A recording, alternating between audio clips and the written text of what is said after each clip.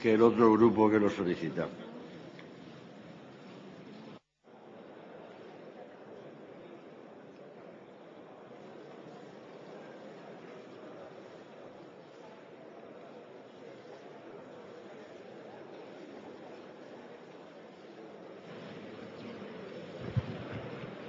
Muchas gracias, señor presidente del Gobierno. Seguramente hay otros grupos parlamentarios, como acaban de evocar, que tienen argumentos incluso distintos para estar en contra de la propuesta de reforma de Constitución que propone el Grupo Popular, el Grupo Socialista y Grupo Popular. Pero creo que Convergencia y Unió, junto a Izquierda Unida, en la medida que también representa al Partido Comunista de España, estamos más legitimados que otros, sin que nadie, por supuesto, le falte legitimación para ejercer este turno en contra. Al fin y al cabo, participamos en el proceso constituyente, nos implicamos en él, defendimos la Constitución, intervenimos en el diálogo, formamos parte del consenso que, desgraciadamente, hoy no existe. Ustedes, señorías de las dos bancadas mayoritarias, proceden hoy a la reforma de la Constitución sin contar para nada con nosotros. Quiero dejar claro, en sede parlamentaria, que esta actitud de los dos grandes partidos que ustedes llaman nacionales significa para nosotros una ruptura del proceso constituyente. Reitero, significa para nosotros, y estoy expresando mi opinión y la del grupo parlamentario, una ruptura del proceso constituyente. La Constitución no fue solo objeto del PP y del PSOE. La Constitución es y existe gracias a todos, y especialmente si fuese por algunos diputados de alguna bancada ni tan siquiera existiría. La sentencia reciente del Tribunal Constitucional, tanto más que la letra, todo el proceso que la rodeó y el espíritu de humillación de una mayoría de magistrados hacia los sentimientos, historia y derechos de nuestro país supuso ya una ruptura. Lean, señorías, el libro reciente de diálogos entre Felipe González y Miquel Roca, donde ambos coinciden en que algo se ha roto. Y efectivamente, si algo se ha roto, ustedes, con esta proposición de ley, lo fracturan todavía más. Es una ruptura por las formas y por los contenidos, y es una agresión también por las formas y por contenidos. No sé si son conscientes, señorías, que de no corregir la dirección que se está adoptando va a producirse finalmente un choque de trenes. Un choque de trenes cuyas consecuencias políticas ni ustedes ni nosotros conocemos. Pero sí sé que ni a ustedes ni a nosotros nos interesan, ni que para ustedes ni para nosotros serían positivas. Les advierto, por tanto, que de seguir profundizando por la vía de la ruptura que sigue esta reforma constitucional nos llevaría a esas consecuencias. Nos produce, a pesar de algunas interrupciones, nos produce escalofríos pensar que pueda dar igual a algunas fuerzas políticas que Convergencia y Unió, que intervino en la Constitución, pueda sentirse no identificada por la misma. Permítanme, señorías, explicar las razones de forma y de contenidos de la ruptura que quiero dejar sentada, no obstante, previamente, sin matiz alguno, un par de precisiones. Quede claro, señorías, ante ustedes y ante quien sea necesario, que Convergencia y Unió comparte el principio de estabilidad presupuestaria. Lo demuestra día a día con su tarea al frente del Gobierno de la Generalitat, que, por cierto, algunos critican y hoy van a votar, o el próximo viernes, esta reforma presupuestaria. Convergencia y Unió es consciente, además, de la coyuntura en que se produce la reforma, una reforma profundamente estructural por las razones que después explicaré, una reforma de la Constitución. Si fuese solo pensando en las fuerzas políticas que lo presentan, en la España que configuran a través de la reforma, les enviaríamos con todo el respeto que lo es, y lo tengo, y lo tenemos, a paseo.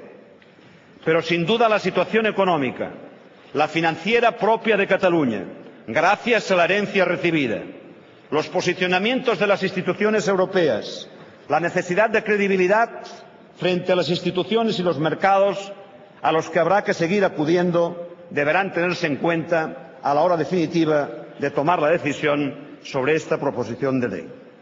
Decía que era ruptura del proceso constituyente por razones de forma y por razones también de fondo. Por razones de forma, apunto dos. Modificar la Constitución requiere sosiego y consenso. Y es impresentable e inadmisible que se haga una reforma exprés de la Constitución en 4 días. Y esto, señorías, por mucho que los duela, lo interiorizan todas y cada uno de ustedes. Saben que no es de recibo proceder a una reforma constitucional exprés en 4 días. Si además eso se hace sin el consenso de las fuerzas políticas, del resto de las fuerzas políticas, de aquellas que especialmente también intervenimos en la Constitución, se agrava, por supuesto, esta falta de sosiego y de consenso. Un consenso, se decía antes, que existe porque existe entre el PSOE y el PP. Los demás, al parecer, no contamos. Esa es la España que ustedes defienden, la que empieza y acaba en el Partido Socialista y en el Partido Popular. Segunda razón por la que por motivos formales nos oponemos a esta reforma de la Constitución. Modificar la Constitución requiere seriedad. Claro que se debe limitar el déficit estructural, pero para ello hay que plantearse si es o no necesario una sustitución o un cambio constitucional. Para nosotros, lo que se requiere es una actuación legislativa y ejecutiva ordinaria adecuada a los ingresos. Durante estos tiempos pasados hemos echado la casa por la ventana, que es lo que se ha hecho durante los últimos años, y ahora se ven obligados a sobreactuar ante los mercados para impedir a corto plazo nuevas crisis financieras. Hoy lo decía el propio presidente González en un artículo en el diario El País, aunque no lo comparto en toda su lectura, pero venía a decir que lo que hoy se hace es sinónimo de fracaso. Y significa también una ruptura por razones de fondo que voy a intentar explicar. Limitar la autonomía financiera de las comunidades autónomas al incrementar el rango legal del principio de estabilidad presupuestaria va en contra del actual reconocimiento de autonomía financiera de la Constitución española. Cuando en el artículo 135.1, por otra parte, lo que se pretende es aquello que pretendía, por otra parte, el Partido Popular coherentemente, que es recentralizar el Estado, y que el Partido Socialista, no me pueden negar, ustedes estaban en contra hasta la semana pasada. Si analizamos el artículo 135.2, a diferencia de lo que se establece en el artículo 135.3 respecto a la deuda máxima, el límite de déficit del 135.2, el límite máximo de déficit estructural, se fija a través de 2 parámetros. Primero, el europeo, y segundo, el que instituya una futura ley orgánica. Estamos en contra que se fije por ley orgánica. Creemos que sería suficiente el referente europeo. Y como defendía, tal como dije antes, hasta hace bien poco, el propio Grupo Parlamentario Socialista, el propio Gobierno, la propia Vicepresidenta Económica, que sean los parlamentos autonómicos quienes establezcan ese límite de déficit. Cataluña va a hacerlo muy próximamente, cuando el Gobierno así lo estime oportuno, así lo va a confirmar. Y además, de la misma que se fija, en la misma norma que se fija el déficit electoral máximo, estructural máximo, ¿por qué no introducir también el déficit estructural territorial máximo entre comunidades autónomas y Estado? ¿No dicen seguir ustedes el modelo alemán? ¿Ignoran ustedes que existe una sentencia del Tribunal Constitucional alemán donde se queda claro que hay un máximo de déficit territorial estructural entre los Länders y el Estado o la Federación? Por cierto, hablando también del modelo alemán, en el artículo 135.2 de la reforma que ustedes proponen, se atribuye en exclusiva al Estado la facultad para fijar el déficit, si bien es cierto que la actual Ley General de Estabilidad Presupuestaria del Estado ya fija los objetivos de estabilidad presupuestaria de las comunidades autónomas. Esta lo hace a través de un mecanismo de participación bilateral y multilateral y dejando un margen de concreción a las comunidades autónomas. Con la reforma que ustedes proponen se diluye la intervención autonómica como si se tratase de un Estado unitario, que no lo es, el que prefigura la Constitución que hoy ustedes pretenden modificar. Hablar de la reforma alemana, conviene que ustedes lean y relean el artículo 109 de la Constitución alemana y sin duda se sonrojarán.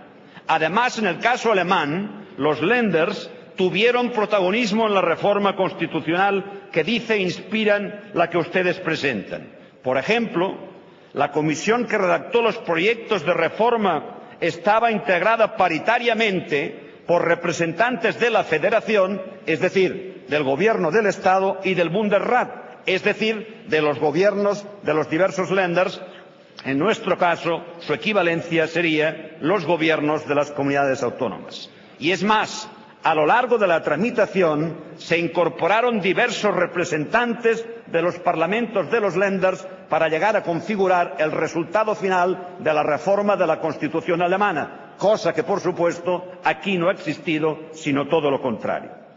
No se excusen en Alemania, tengan la dignidad de reconocer de lo que hacen es pura y simplemente, aparte de romper, como dije antes, el consenso constitucional, es laminar la capacidad financiera de las comunidades autónomas y la autonomía financiera. Y sin autonomía financiera no hay autonomía política. Y sin autonomía política no puede hablarse del Estado de las autonomías. El artículo 135, 3, establece que el Estado y las comunidades autónomas habrán de estar autorizados por ley para emitir deuda pública o contraer crédito. Intuyo, por entes respectivos del Partido Socialista y Partido Popular, que la reserva de ley que se incluye, al no afirmar expresamente que se trata de una ley estatal, entiendo que se hace referencia tanto a la ley estatal como a la ley de los parlamentos autonómicos. Y finalmente, quiero hacer referencia también al artículo 135.3 en cuanto establece el máximo de deuda pública. Ignoro que exista otra constitución incluida la alemana y si ustedes me corrigen, con mucho gusto aceptaré humildemente la corrección. Ignoro que exista otra constitución en Europa que incluya también la deuda aparte del déficit, cosa que hace a través del procedimiento ya explicitado la Constitución alemana. Finalmente, Polonia, me dice el señor presidente. Pues si es así, yo le admito la excepción, cosa que ignoro y así reconozco. El artículo 135.3, por otra parte, contradice, como ya dije antes, al 135.2 al remitir, no a ninguna ley orgánica, el establecimiento de ese tope de futuro.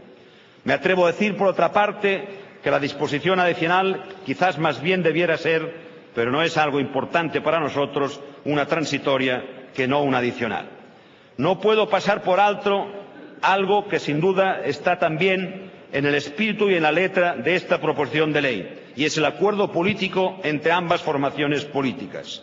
Un acuerdo político donde ustedes reparten, de cara a lo que va a ser el contenido ya pactado y acordado por ambas partes de la futura ley orgánica, un déficit estructural del 0,26% del Producto Interior Bruto nacional para el Estado y un 0,14% del Producto Interior Bruto para las comunidades autónomas. No estamos de acuerdo. En primer lugar, porque ignora a las entidades locales, a las corporaciones locales. Y en segundo lugar, porque estimamos más justo igualar en la exigencia de déficit estructural a las comunidades autónomas que al Estado. Es cierto que esto hoy está calculado en base a unas cifras de gasto donde hay grandes partidas, dos particularmente, como son las prestaciones de desempleo más los intereses de la deuda. Pero también es cierto que hay que suponer que para el 2013-2014 España no tendrá, espero, las cifras de paro que tiene y no tendrá que pagar el importe que paga por el interés de la deuda. Consecuentemente, nos parece que el reparto es adecuado a la actual realidad, pero nos parece que es injusto de acuerdo con la perspectiva